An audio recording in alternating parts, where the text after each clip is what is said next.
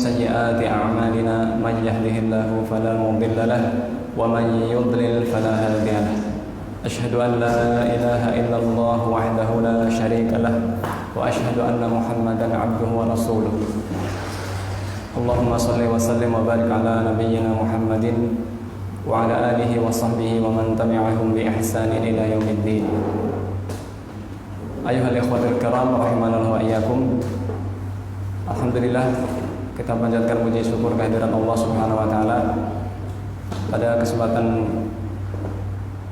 malam hari ini kita bisa hadir di majelis ilmu untuk sama-sama menambah iman kita, memupuk dan menyuburkan keimanan kita setelah kita pupuk dan setelah kita rawat selama bulan suci Ramadan. Akan tetapi sebagaimana Rasulullah SAW bersabda, Inna quluban nas bainal usbu'aini min asabi'ir rahman yuqallibuhu kaifa yasha.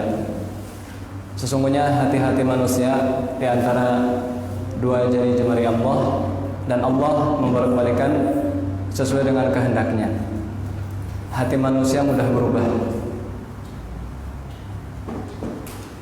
bisa berubah secepat kilat. Yang tadinya taat bisa berubah menjadi maksiat. Yang tadinya maksiat bisa berubah menjadi taubat. Yang tadinya semangat bisa menjadi futur. Yang tadinya futur bisa tumbuh menjadi semangat. Makanya kita harus selalu membutuhkan nasihat. Dan nasihat itu bisa datang dari siapa saja, baik dari orang yang paling utama yaitu Nabi kita Muhammad SAW. Bisa juga nasihat berasal dari iblis, atau kebenaran bisa datang dari iblis. Dan juga nasihat itu bisa berasal dari musuh kita, atau bisa berasal dari sahabat kita atau anak-anak kita.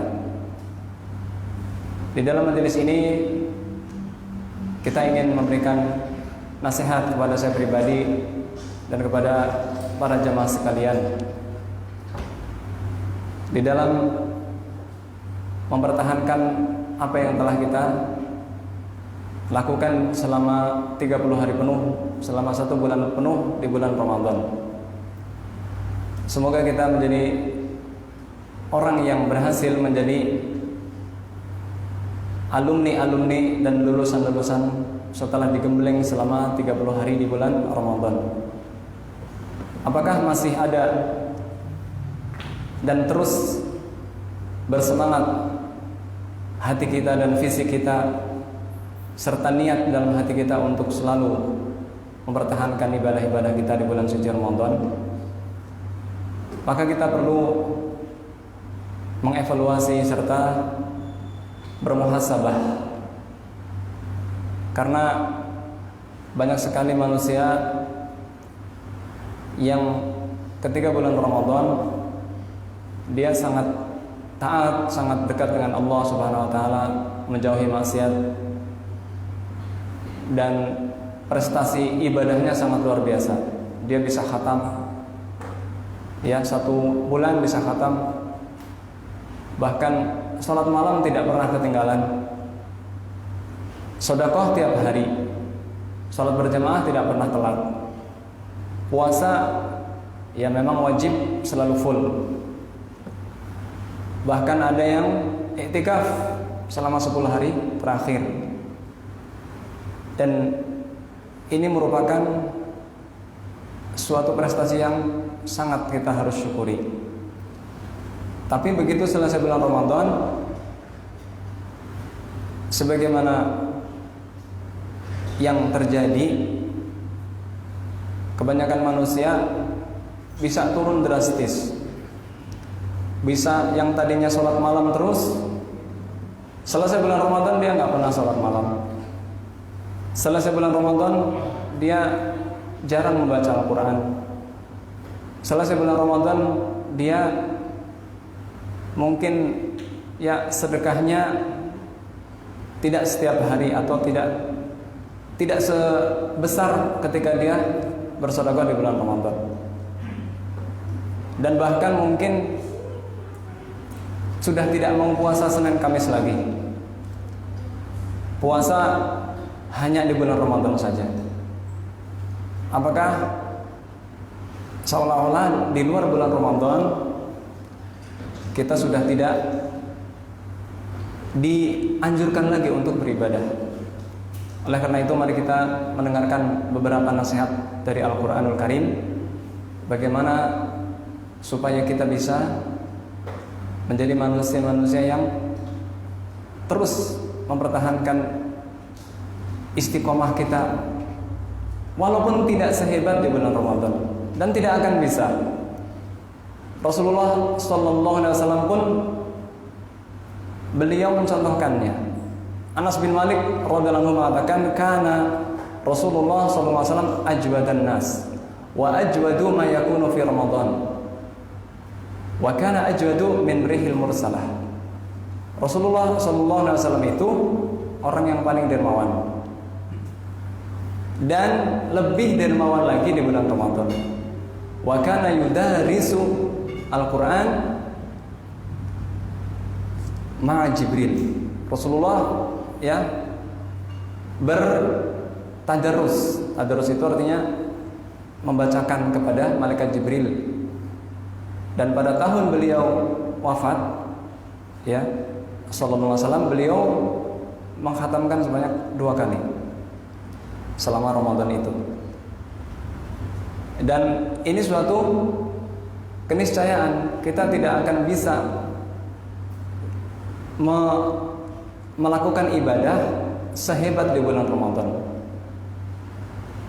Yang kita sanggup 1 jam salat malam di bulan Ramadan, mungkin di bulan Syawal sudah sedikit melemah. Atau yang tadinya puasa full, kemudian Syawal nggak puasa, atau Senin Kamis nggak puasa. Artinya seolah-olah kita itu hanya menginginkan ibadah yang sangat-sangat serius itu hanya di bulan Ramadan. Padahal kesempatan kita untuk beribadah bukan hanya di bulan Ramadan. Ikhwatul kiram yang saya muliakan, salawat dan salam mari kita sampaikan kepada Nabi kita Muhammad SAW, kepada keluarga beliau, para sahabat, para tabi'in, para tabi'in dan pengikutnya hingga akhir zaman. Nasihat yang pertama, Allah Ta'ala berfirman dalam surat Al-Baqarah,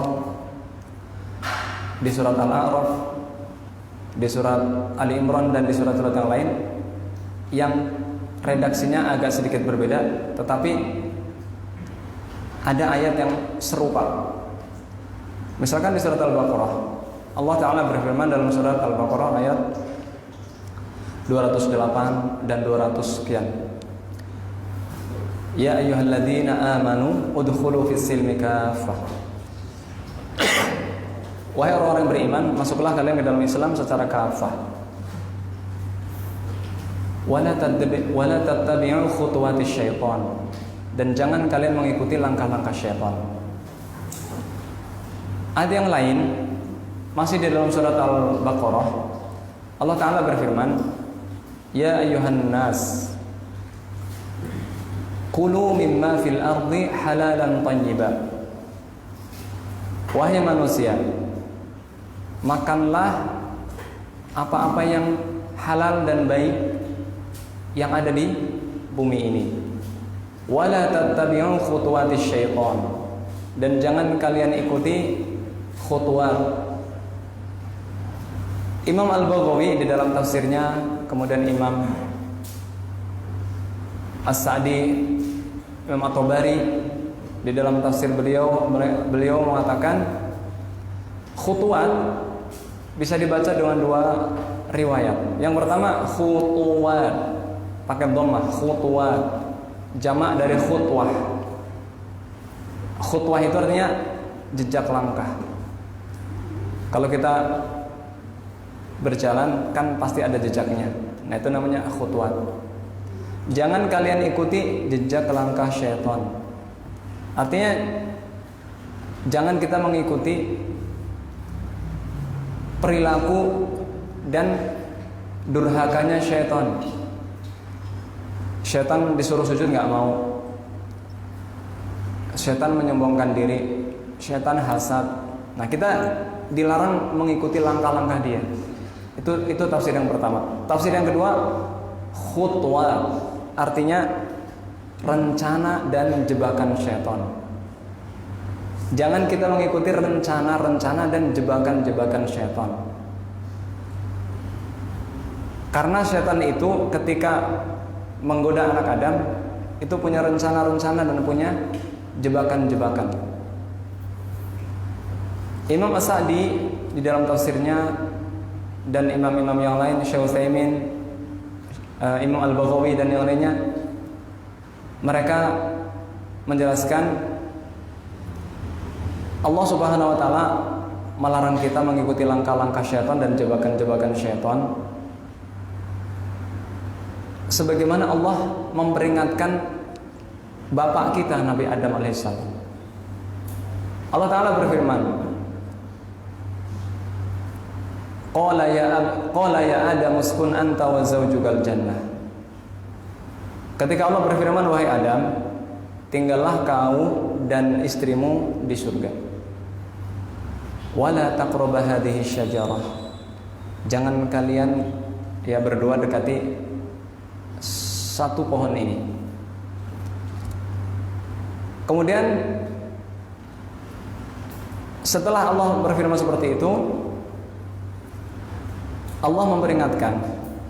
Di dalam ayat selanjutnya Allah Ta'ala berfirman, Alam anhakuma an tilkuma syajarah wa aqul lakuma anna syaitana lakuma aduwwum mubin.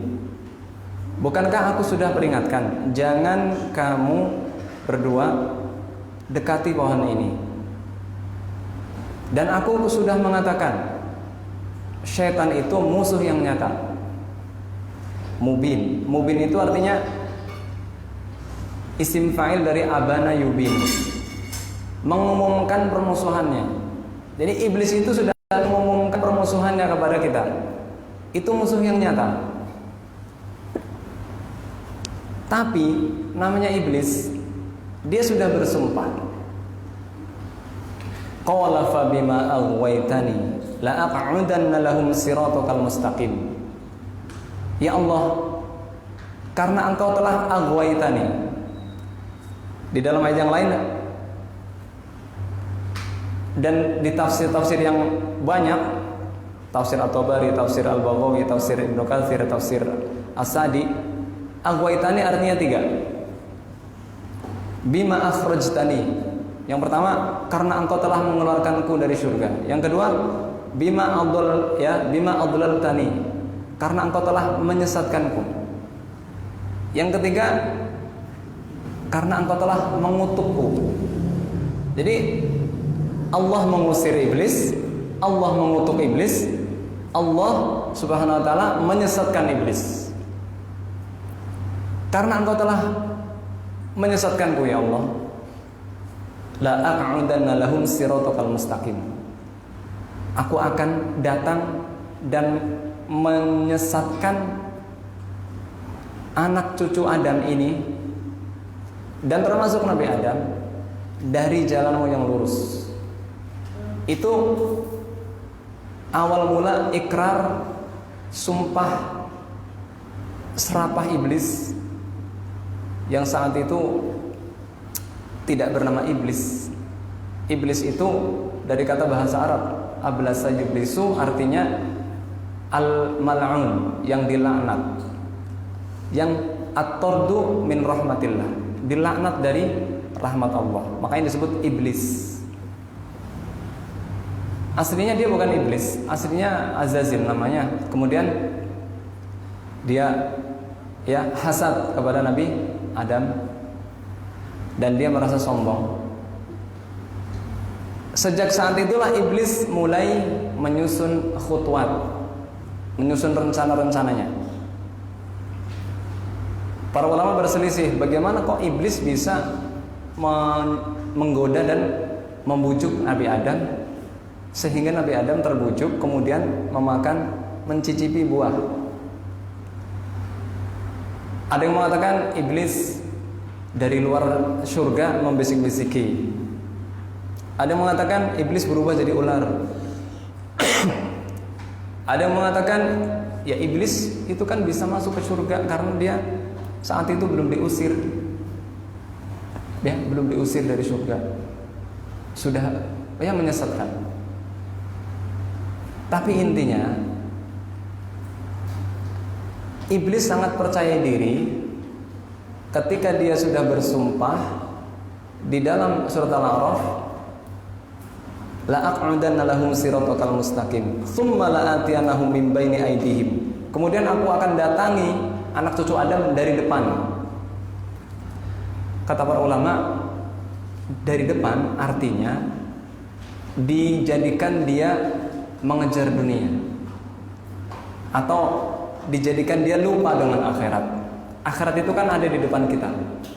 Dijadikan dia nggak percaya dengan akhirat.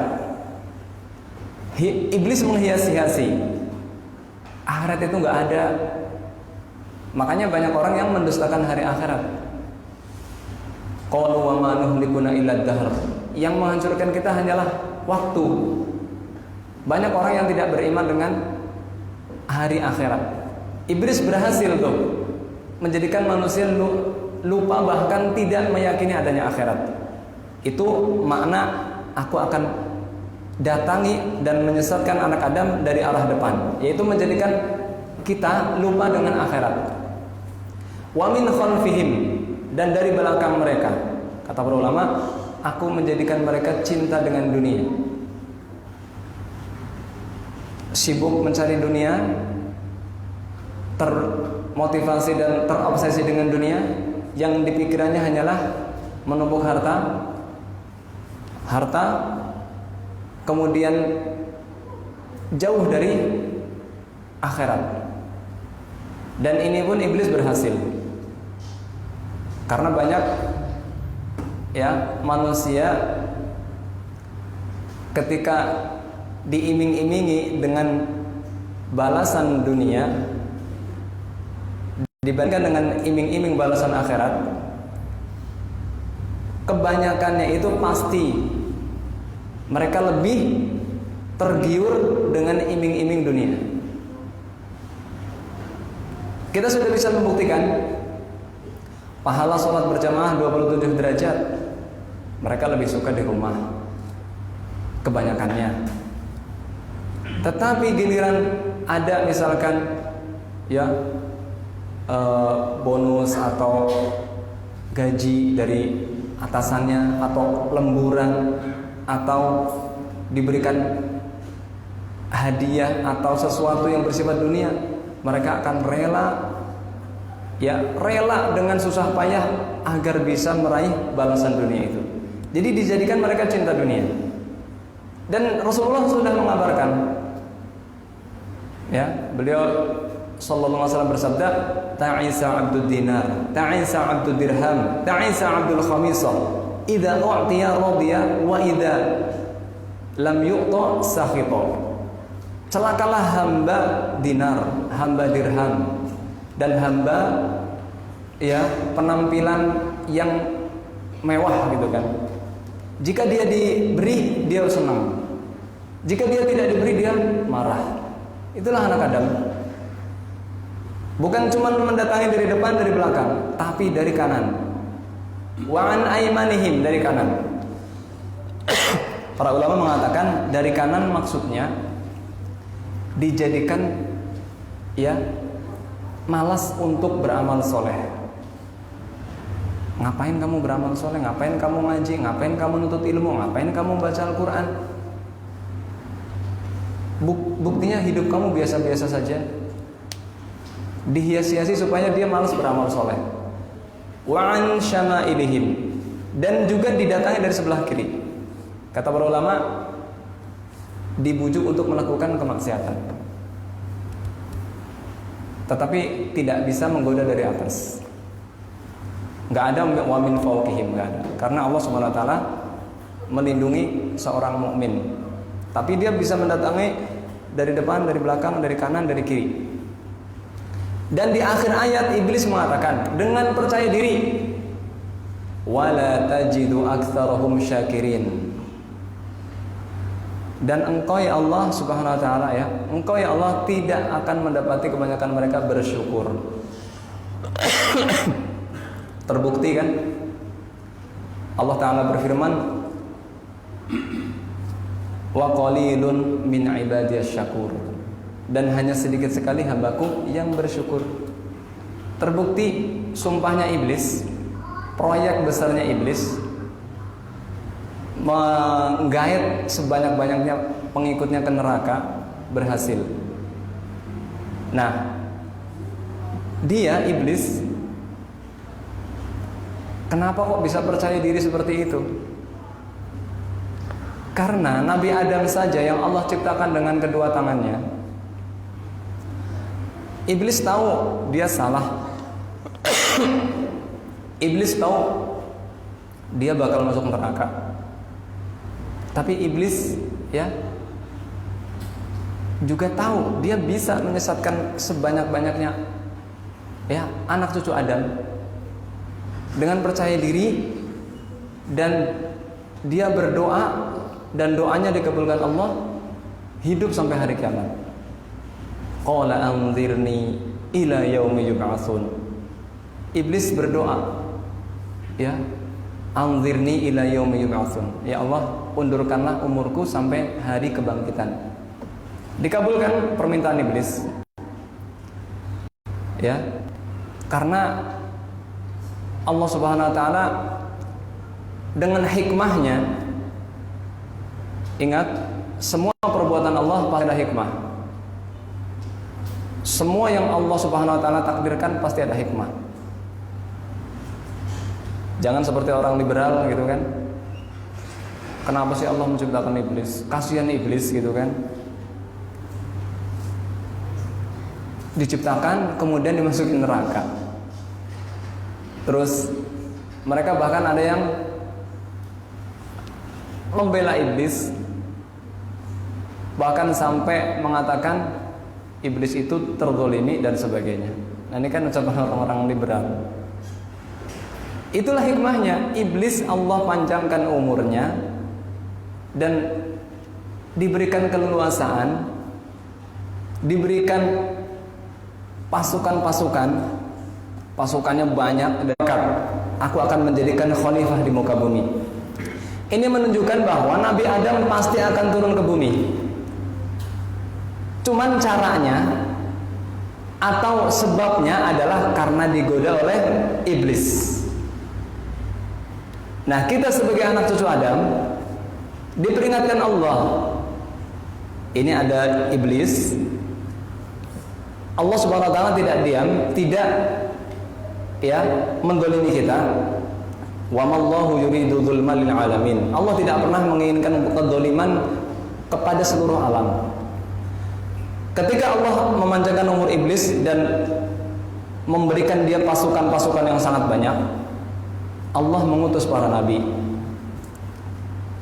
Dari mulai Nabi Adam turun ke bumi, Allah sudah mengutus Nabi Syith dan anak cucunya, kemudian Nabi Nuh dan anak cucunya, kemudian Nabi Ibrahim, Nabi Yakub, Nabi Ishak dan keturunan-keturunannya. Ketika iblis berusaha untuk menyesatkan, Allah Subhanahu wa taala mengirim dan mengutus para rasul. Tetapi rasul sudah tidak ada, nabi sudah tidak ada. Iblis masih ada. Iblis masih ada. Dan jebakan-jebakannya lebih hebat. Kesesatan-kesesatannya lebih banyak. Dan yang lebih memprihatinkan, zaman-zaman Nabi terdahulu dosa-dosanya itu nggak begitu komplit. Dosanya umat Nabi Nuh apa? Berbuat syirik. Dosanya umat Nabi Ibrahim sama, berbuat syirik. Kemudian Nabi Lut, umatnya Nabi Lut sodomi, lesbian, LGBT. Dosanya umat Nabi Syuaib mengurangi timbangan, merampok. Dosanya umat Nabi Yunus sebelum taubat sama, merampok, begal. Dosanya umat Nabi Musa menyembah sapi dan sebagainya. Karena mereka masih ada nabi yang bisa membimbing mereka. Nah, sekarang umat akhir zaman, nabi sudah tidak ada. Dosa-dosa umat terdahulu ada semua di umat akhir zaman. Syirik merajalela. Dari mulai syirik besar, menyembah selain Allah, menyembah kubur, menyembah pepohonan, mempersembahkan sesuatu, itu kan namanya menyembah laut. Masih ada. Dosa mengurangi timbangan banyak. Silahkan cek sendiri. Dosa LGBT sekarang sudah dilegalitas, bahkan sudah diakui oleh 18 negara. Nikah sesama jenis. Wal'ayadubillah. Dosa riba dari zaman dulu Yahudi sudah ada, sekarang riba merajalela. Nah, iblis ketika para rasul dan para nabi sudah tidak ada, sekarang tinggal para ulama. Para ulama pewaris para nabi selalu ada. Tetapi iblis itu lebih pengalaman, karena hidupnya lebih panjang, jebakan-jebakannya lebih hebat. Di bulan Ramadan saja Rasulullah SAW bersabda, "Idza ja'a Ramadan futihat abwabus sama wa ghulliqat abwabul jahannam wa sufidatis syayatin." Diikat pintu, ditutup rapat-rapat pintu neraka yang 8, yang 7. Dibuka lebar-lebar pintu surga yang 8, diikat, dibelenggu, dirantai setan-setan. Pertanyaan saya, apakah di bulan Ramadan tidak ada kemaksiatan? Banyak. Yang nggak sholat banyak, kekafiran banyak, kemusyrikan banyak, kemungkaran banyak, riba masih berjalan. Itu setan dibelenggu, masih bisa menjalankan khutwatnya. Apalagi di bulan selain Ramadan yang setan-setan dibiarkan bebas, dibiarkan sebebas-bebas dan leluasa menggoda anak Adam. Maka ini nasihat Al-Quran, wala tattabi'u khutuwatis syaitan. Allah tidak mengatakan wala tattabi'u khutuwati iblis. Jangan kalian ikuti langkah-langkah dan jebakan-jebakan syaitan, bukan langkah-langkah iblis. Karena syaitan ini sifat yang jahat dari jin dan manusia dan binatang. Zaman sekarang banyak manusia, fisiknya manusia tapi ya memiliki sifat dan karakter syaitan. Ada yang mereka berusaha untuk menggoda anak Adam atau menggoda orang-orang Islam dengan berbagai macam kemaksiatan, dari mulai perdukunan, dari mulai ramalan-ramalan, dari mulai acara-acara musik-musik, kemudian perzinahan, kemudian riba, semuanya dihias-hiasi. Ya. Karena syaitan ini yang telah menyesatkan Nabi Adam ini, ketika berhasil menyesatkan, maka dia menjadi syaitan. Kenapa disebut iblis? Iblis itu karena dia sudah dikeluarkan dari neraka. Aslinya dia itu ya syaitan itu. Ya. Jadi iblis dan syaitan yang telah mengeluarkan Nabi Adam lebih bisa lagi menjerumuskan kita anak cucunya. Maka berhati-hatilah ikhwas sekalian, jangan sampai kita mengikuti langkah-langkah syaitan. Nasihat yang kedua, Allah Ta'ala berfirman, wala takunu kallati naqadat ghazlaha min ba'di quwwatin ankasa, dalam surat An-Nahl ayat 92. Janganlah kalian seperti seorang wanita yang ketika pada malam hari, dalam riwayat yang lain pada siang hari, menenun suatu tenunan yang akan dia jadikan sesuatu yang sangat indah, namanya Riyadhah bin Sa'ad. Di dalam riwayat Imam Al-Baghawi, beliau menyebutkan nama wanita ini adalah Riyadhah bin Sa'ad binti Sa'ad. Beliau atau dia menyuruh para wanita untuk menenun benang atau menenun tali-tali untuk dijadikan ya tenunan yang sangat bagus. Setelah bentuknya bagus, kemudian mereka disuruh untuk menguraikannya lagi, merusaknya lagi.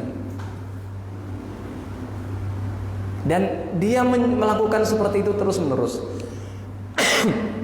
Allah Subhanahu wa taala melarang kita mengikuti seperti wanita ini. Jangan kalian capek-capek sudah ya melakukan ibadah rajin di bulan Ramadan, sholat malam terus, ya, puasa, baca Al-Quran, sedekah, zikir, i'tikaf, bahkan misalkan umroh. Setelah keluar dari Ramadan, tahu-tahu langsung dirusak. Buktinya banyak buktinya. Hari pertama Ramadan saja, hari pertama Syawal saja sudah ada yang kembali bermaksiat, bersalaman dengan wanita yang bukan mahram. Ada yang dan kedukun. Ada yang melakukan bid'ah. Ada yang mendengarkan musik. Takbirannya ada musiknya gitu kan. Ya bukan cuma takbiran, sambil ngumpul-ngumpul di gang nyetel musik, seolah-olah biasa, salam-salaman, halal bihalal. Pertama itu bid'ah, kedua itu maksiat, ketiga itu ya kemudaratnya sangat banyak. Belum lagi buka hijab lah. Ada lagi yang pergi ke dukun sesuatu. Ada lagi yang kembali menukar uang riba dan menukar di pinggir jalan. Menurut mereka mungkin nggak riba, ini kan uang administrasi gitu. Tapi menurut Allah dan Rasulnya riba. Namanya tukar menukar. 5 barang tukar menukar yang tidak boleh berbeda. Al-burru bil burru, asy-syairu bis syair, wal tamru bit tamr, wal milhu bil milh. Ya. Wad dinar dirham, sawaan bisawa'in, yadan biyadin. Emas dengan emas harus sama, harus cash. Gak boleh jual beli emas itu utang atau ketemu duitnya transfer sama saya kirim, nggak boleh karena nggak ketemu. Dirham dengan dirham nggak boleh juga. Nah, uang itu dikiaskan dengan emas karena emas itu alat tukar menukar di saat Rasulullah SAW. Uang sama, uang dengan uang, yang lama dengan yang baru nggak boleh beda, harus sama. Lah kan ini uang administrasi, mau uang administrasi mau uang apa, kalau itu akadnya tukar menukar tetap haram. Riba itu namanya riba fadl.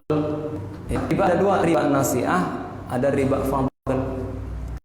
Riba nasi'ah itu kalau kita utang pas jatuh tempo nggak bisa bayar, kemudian ditambah, itu namanya riba nasi'ah.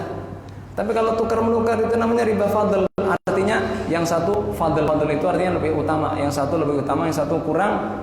Kurma yang bagus ditukar dengan kurma yang kurang bagus, 1 kilo 2 kilo nggak boleh, harus sama, sekilo sekilo. Lah kan kualitasnya beda. Ya udah, kurma yang jelek dijual dulu, nanti dapat berapa tuh kurma yang bagus. Sama, uang dengan uang tidak boleh beda. Kalau beda itu riba. Nah sekarang pertanyaan saya, di bulan Ramadan banyak nggak yang begitu? Banyak. Aduh, malas ke bank ngantri. Udahlah di situ aja. Dan kebanyakan yang nuker-nuker seperti itu orang Islam. Ini seperti orang yang mengurai tenunan yang sudah rapi, yang sudah bagus, dia rusak lagi. Joget-joget, dengerin musik. Ya, ada yang bahkan, ya, itulah manusia. Jadi kita jangan seperti itu, kita rusak. Kita sudah capek-capek melakukan amal ibadah, kemudian kita ya uraikan dengan tanpa sadar amal-amal kita sudah rusak. Karena di antara salah satu perusak amal yaitu datang ke dukun, itu merusak amal. Riya, kemudian mengungkit-ungkit pemberian, kemudian mujahir. Apa itu mujahir? Menambahkan kemaksiatan. Ya, semua kita pernah maksiat, akan tapi jangan sampai kita terang-terangan. Kullu ummati mu'afan illal mujahirin. Setiap umatku akan kecuali yang terang-terangan. Dia terang-terangan selfie, terang-terangan lagi berbuat ya dosa atau menceritakan aib dia, kemudian dia mengakui, itu namanya mujahir. Allah sudah menutup, alhamdulillah kita ditutup dosanya oleh Allah Subhanahu wa taala. Tinggal kita urusannya dengan Allah, taubat. Nah, Allah menasihati kita, jangan kita rusak ibadah yang sudah kita lakukan selama bulan Ramadan. Apalagi misalkan kita durhaka sama orang tua, atau kita melanggar peraturan yang sudah disepakati, atau kita mencela ulama, mencaci maki pemerintah, kita menghibah orang lain, itu bisa menghapuskan pahala kita. Apalagi ini zaman sekarang, aib pemerintah dibongkar, peraturannya dilanggar, kemudian dicaci maki, seolah-olah pemerintah nggak ada harganya, nggak ada martabatnya dan nggak ada harga dirinya, nggak merasa bahwa kita itu berdosa. Bukankah kita dididik di bulan Ramadan supaya menjauhi riba? Ya, Nabi kita Muhammad SAW bersabda, "Man lam yada' qawla wa 'amala bihi falaysa lillahi hajatun min an yada'a ta'amahu wa sharabahu." Barang siapa yang tidak meninggalkan perkataan dusta, qaul zur, Syekh As-Sa'di mengatakan, qaul zur kullu kalamin yatarattab al-ma'siyah, atau kullu kalamin fihi ma'siyah. Setiap ucapan yang mengandung dosa, qaul zur, mau ghibah, mau namimah, mau caci, mau mencela, mau ya mengkritik pemerintah atau menjelek-jelekan penguasa, itu termasuk qaul zur. Bayangkan puasa udahlah capek, enggak apa-apa. Makanya Rasulullah SAW bersabda apa? Rubba sha'imin laisa lahu min siyamihi illa al-ju' wal 'atas. Betapa banyak atas ya. Betapa banyak orang berpuasa tapi tidak dapat apa-apa kecuali lapar dan haus. Ya karena ghibah, namimah, laporan palsu, menjelek-jelekan pemerintah, atau mencari aib orang.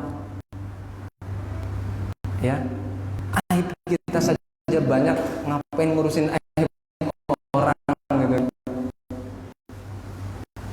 Ya, jadi kita seperti wanita yang sudah capek menenun, dirusak, disobek. Kemudian nasihat ya, Allah Ta'ala berfirman, wa'bud rabbaka hatta ya'tiyaka al-yaqin. Dalam ayat surat Al-Hijr ayat 99, dan ya beribadahlah kepada Allah sampai datang al-yaqin. Al-yaqin di dalam ayat ini adalah al-maut. Ditafsirkan oleh ayat yang lain. Allah berfirman, qalu ma salakakum fi saqar qalu nakum minal musallin ولم نكن نطعم المسكين وكنا نخوض مع الخائضين وكنا نكذب بيوم الدين حتى أتانا اليقين. Orang juga bertanya kepada para penghuni neraka Sakor, apa sih membuat kamu masuk neraka Sakor? Mereka menjawab, kami dulu tidak termasuk orang-orang yang sholat. Ini dalil sholat berjamaah wajib, karena Allah mengatakan qalu lam naku minal musallin, kami dulu tidak termasuk bersama orang-orang yang sholat, orang yang sholat di masjid. Dan kami tidak mengatakan untuk memberi makan orang miskin, dan kami menjadikan permainan mengolok orang yang penduduk surga. Hatta atana yakin, sampai datang pada kami kematian.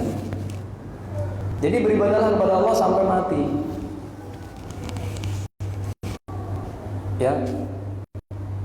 Karena ketika masih hidup, masih sehat, masih berakal, masih ada taklif.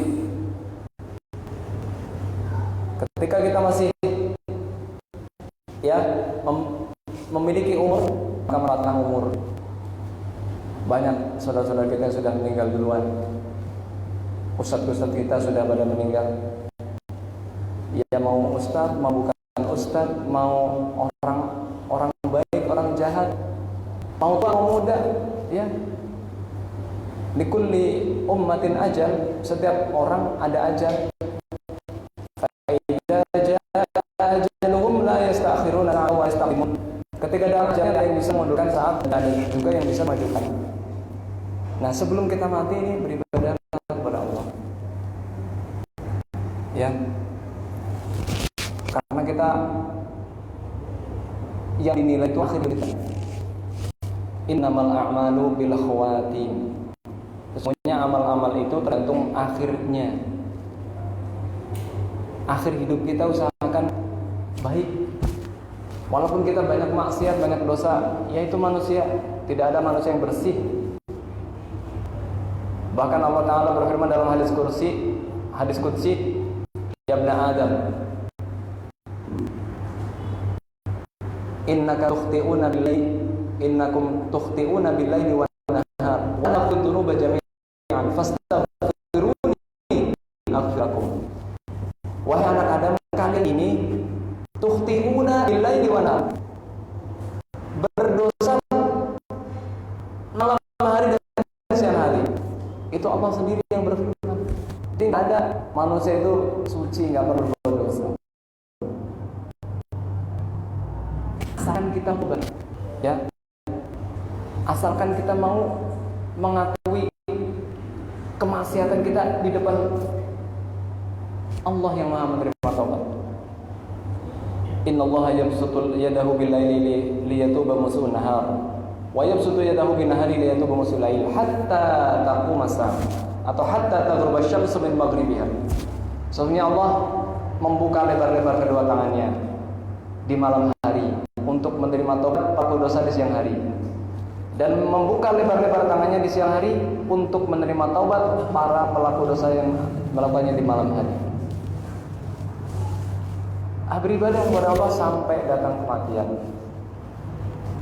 Artinya kalau sudah mati ya sudah tidak wajib. Kemudian nasihat yang keempat, la in syakartum la zidannakum wa in kafartum inna 'adzabi lasyadid. Di dalam surat Ibrahim ayat 7, Allah Ta'ala berfirman, wa idz ta'adzana rabbukum, ketika Allah Subhanahu wa taala mengumumkan pada kalian, la in syakartum. La di situ lam taukid atau lam ibtida yang berarti permulaan atau penegasan. La in syakartum, jika kalian bersyukur, la azidannakum. Ya, ini ada huruf syarat, ada jawab syarat. Huruf syaratnya in, fi'il syaratnya syakartum. Kalau kamu bersyukur, jawabannya la azidannakum. Benar-benar di sini ada dua huruf taukid atau dua penekanan, la sama nun taukid, la azidannakum.